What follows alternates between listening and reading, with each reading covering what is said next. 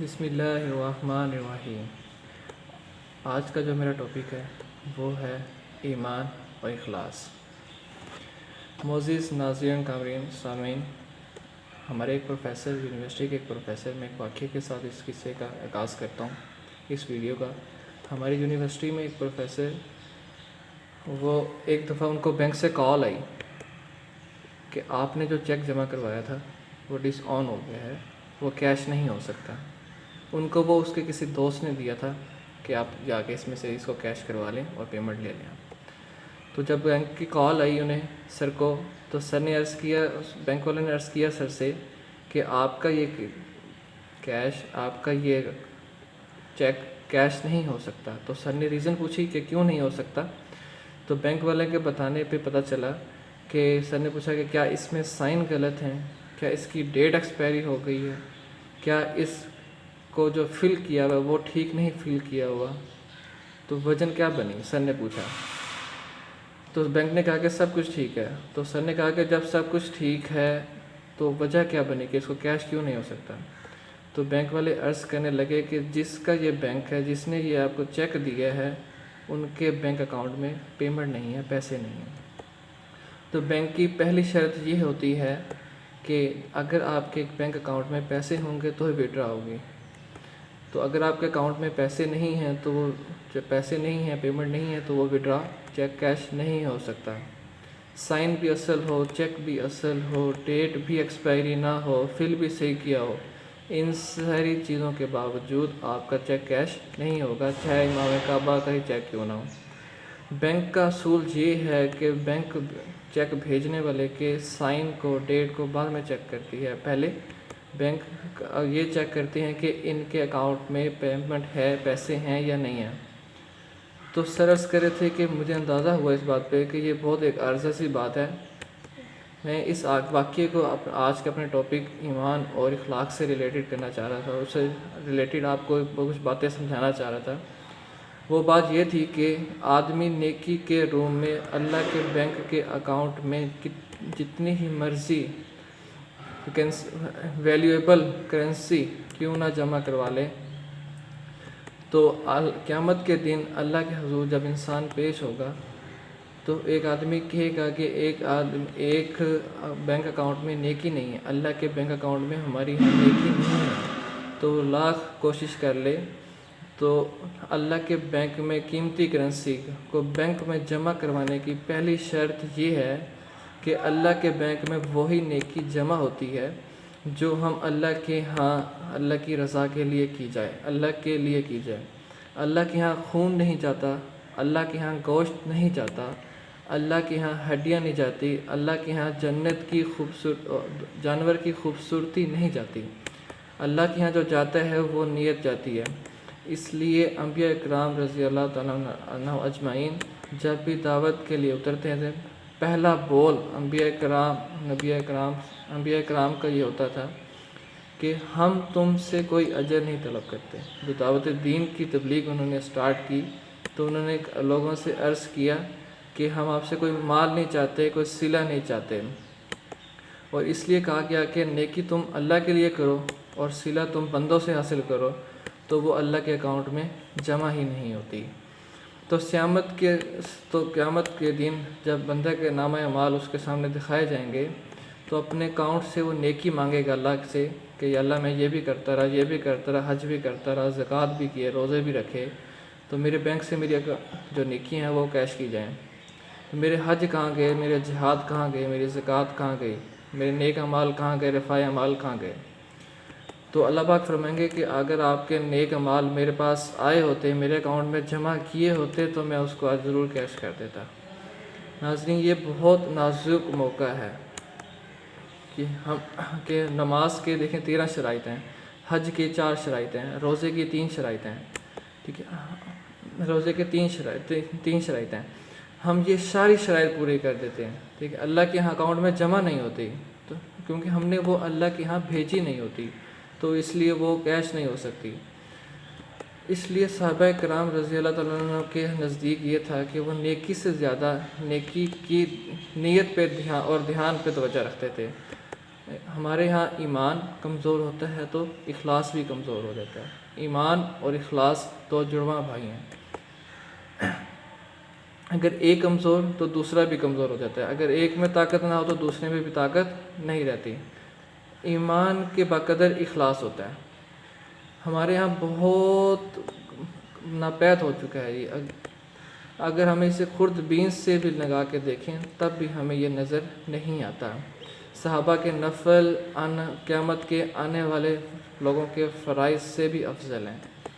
या सहाबा कराम एक मुट्ठी के बराबर जो देते थे वो अगर हम ओहद के पहाड़ के जितना बराबर भी सोना चांदी सदका कर लें फिर भी हम सहाबा कराम रज़ी अल्लाह तआला अन्हुम अजमईन के नक्शे कदम पे नहीं पहुंच सकते, क्योंकि वो मुट्ठी भर जोग में क्या थी, हर दाने में अल्लाह की रज़ा थी, अल्लाह की नियत थी। आज जब हम अपनी तन्हाई में बढ़ के अपने रोज़ों को नमाज़ों को देखते हैं तो एक वाक़या और मेरे ज़हन में आ गया कि एक आदमी एक दूसरे आदमी हाजी साहब से मिलने गया।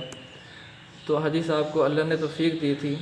तो हाजी साहब जब मिलने गए तो उसने अपने बच्चे को कहा कि फ़लाँ मेहमान मिलने आए हैं, पिछले साल जो मैं हज करके आया था उस गिलास में आज इस दफ़ा जो हज करके आया हूँ उस हज का आब ज़मज़म का पानी डाल के ले आओ। तो इस वाक़े के बाद आने वाले मेहमान ने कहा कि एक फ़िक्रे से आपने 2 हज बर्बाद कर दिए। एक फ़िक्रे में पिछले हज का गिलास, इस दफ़ा का हज के जो आब ज़मज़म आया था, इस एक फ़िक्रे में 2 हज का सवाब बर्बाद हो गया। तो सहाबा किराम रज़ी अल्लाह अन्हुम अजमईन की ज़िंदगी में सबसे जो बड़ा काम होता था वो अल्लाह की रज़ा होता था। अल्लाह की रज़ा की खातिर सहाबा किराम हर काम करते थे।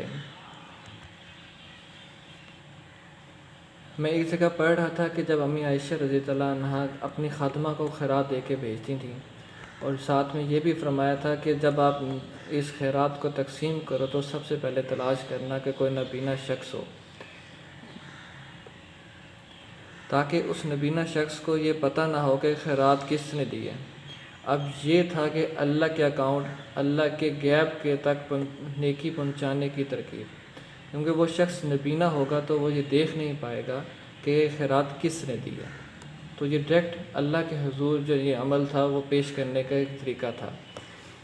तो आजकल हम क्या करते हैं कि हम आजकल किसी को कोई चीज़ देनी हो, अगर हमने अपने बैंक में पेमेंट रखवानी हो तो हम क्या करते हैं, कोई बड़ी अमाउंट रखवानी हो तो हम सबसे पहले अर्ज़ करते हैं कि इसको बेटा सेफली तौर पे ले जाना। ऐसा अगर बड़ी अमाउंट है तो ऐसा करें, बैंक की गाड़ी मंगवा लें ताकि कोई जाने में कोई प्रॉब्लम ना हो, कोई एहतियात में कमी ना हो। बैंक में जाओ और बैंक में जाके गिनो और बैंक वालों को गिनाओ और बैंक वालों से जमा करवा के रसीद लो, उसकी फ़ोटोकॉपी करवाओ और जब वो हमें आपके ला के अकाउंट इधर अपने कागज़ात में जमा करवाओ। लेकिन ताकि जब हम कल को जाके अपना कैश करवाने लगें तो हमारे पास सबूत हो, कल बैंक को ये कहीं कोई ये ना कहे कि आपने इस अकाउंट में पेमेंट जमा नहीं करवाई थी। अगर हम अपनी पेमेंट, अपने पैसे, अपनी रकम को इतने तहफ़्फ़ुज़ के साथ जमा करवाते हैं तो हमारे कुछ ऐसी नेकियात जो अल्लाह के बैंक के अकाउंट में जमा होनी हैं तो हम उसको खालिसतन अल्लाह के लिए क्यों नहीं जमा करवाते। खालिसतन अल्लाह के लिए जमा करवाने का मतलब ये है कि दुनिया में कोई भी नेक काम किया जाए वो सिर्फ़ और सिर्फ खालिसतन अल्लाह की रज़ा के लिए किया जाए। हाँ, वही अकाउंट में हमारी नेकियां हमारे बैंक अकाउंट में अल्लाह के यहाँ वही जमा होंगी जो खालिसतन अल्लाह के लिए की जाएंगी। एक जगह और मैंने पढ़ा कि अम्मी आयशा रज़ी अल्लाह तआला अन्हा ने फरमाया कि किसी नबीना शख्स को तलाश करना इस सदक़े खैरात के लिए।